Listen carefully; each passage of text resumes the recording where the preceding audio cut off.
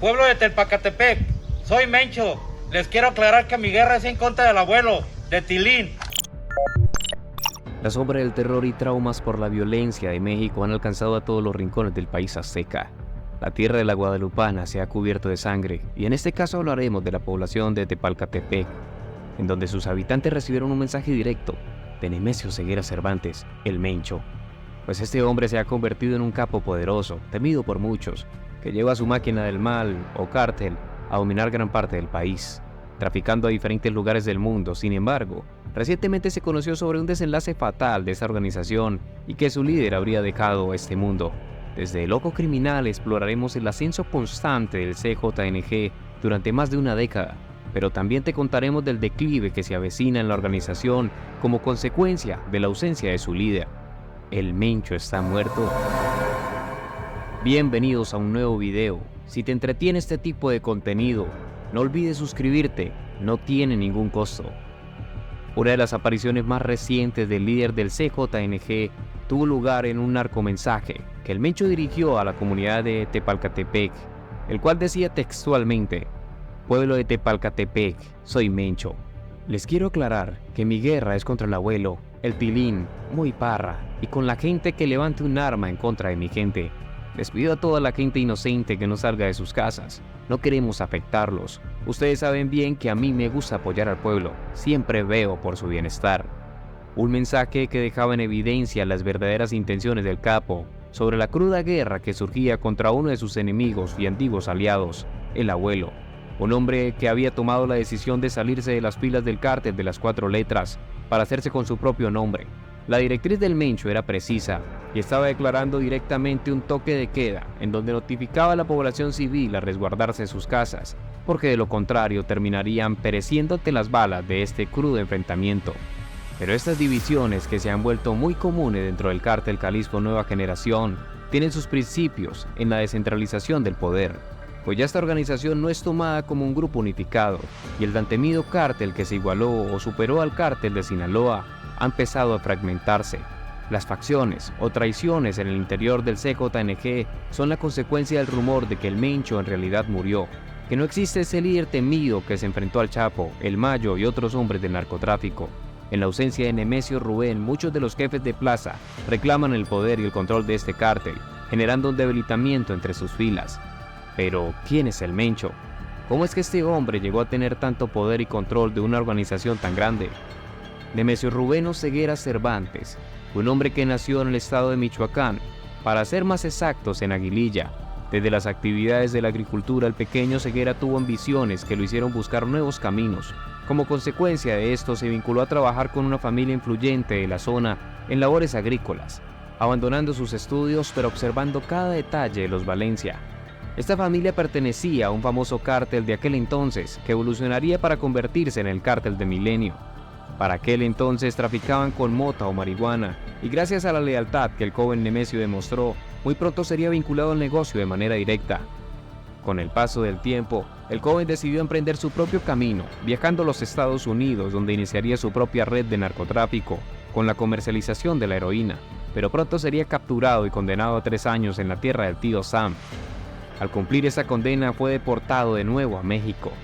A partir de este momento, quiero que estés muy pendiente, porque empiezan a surgir muchas teorías sobre Nemesio Rubén Ceguera, pues se dice que en su estancia en ese país realizó un acuerdo con la organización de las 3 letras y sería enviado de regreso a México para que se infiltrara en las filas de los cárteles más representativos de la época.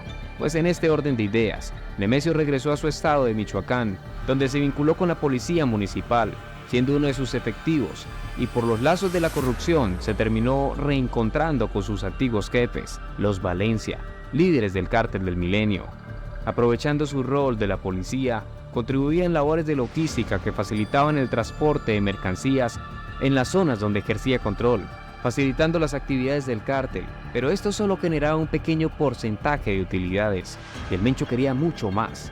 Fue cuestión de meses para que Ceguera Cervantes se retirara de las filas de la policía para vincularse activamente con las actividades de los Valencia, que a su vez estaban aliados con el cártel de Jalisco dirigido por el gran capo Ignacio Coronel, socio del Chapo Guzmán y por ende, miembro de la federación dirigida por el cártel de Sinaloa. Gracias a las destrezas con las armas que tenía el Mencho, fue tomado en cuenta para consolidar un grupo que hiciera frente a los contrincantes más directos del cártel de Sinaloa, que en ese entonces eran los del Golfo, y los rivales más sangrientos, los Zetas, y sin duda alguna, el Mencho sacaría a lucir su parte más despiadada. Organizó un escuadrón al cual tituló los Matazetas, y su mayor financiador era la gente del Chapo Guzmán. Al fin de cuentas, el Mencho era un gato más del narco, que no pasaba de sicario y no tenía mucho reconocimiento en ese entonces, pues como era de esperarse, Nemesio supo muy bien fidelizar a sus hombres para cuando llegara el momento. Ya había aprendido cómo funcionaba el negocio y tenía clientes y control militar.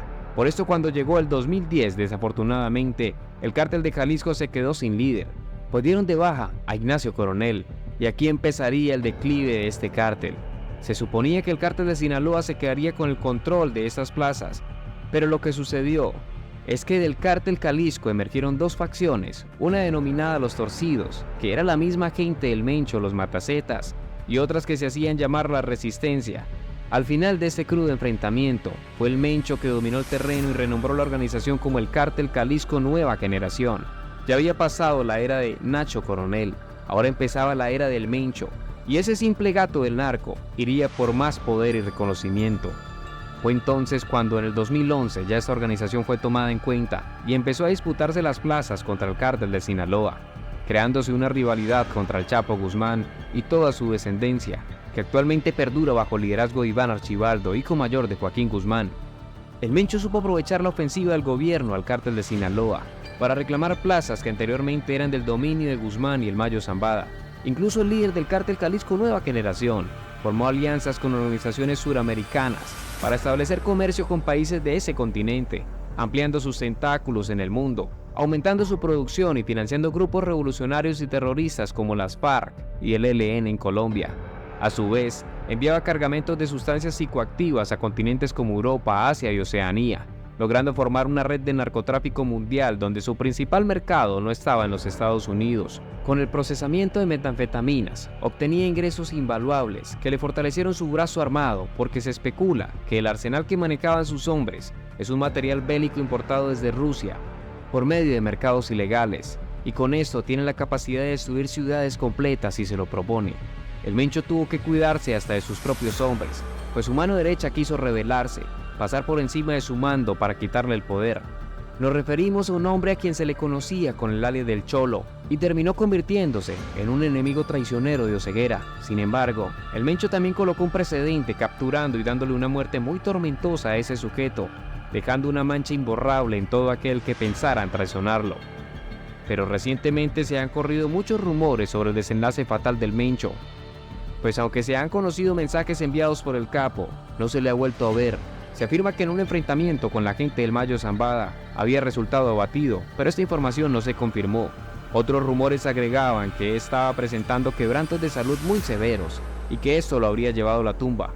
La teoría de sus afectaciones de salud tomó mucha fuerza cuando se conoció que en un lugar remoto de las montañas de Jalisco se había construido un centro hospitalario con todas las comodidades y equipos sofisticados para atender a diferentes pacientes, pero que principalmente contaba con todo lo requerido para tratar a personas con insuficiencia renal, donde el capo asistiría para realizarse oportunamente diálisis. Se daba por hecho de que esta edificación no había sido financiada por el Estado, sino que era construida por dinero de desconocida procedencia. Finalmente, en el 2022 se especuló que el capo había dejado este mundo en una clínica en Guadalajara como consecuencia de su insuficiencia renal. Lo que también aumentaba credibilidad en esta premisa es que los grupos que se han fragmentado dentro de las filas del cártel Jalisco Nueva Generación sostienen que el Mencho ya murió y era él a quien debían lealtad. Por eso reclaman el poder en medio de una lucha interna. Pero aún con esto, las autoridades no se han pronunciado y dado un parte oficial para determinar si es verídica la afirmación de que el Mencho falleció. ¿Y tú crees que el Mencho ya está muerto? Comparte tus opiniones en la caja de comentarios. Puedes darle like, suscribirte y activar la campana de notificaciones. Así no te perderás de los próximos videos. Nos vemos en el siguiente.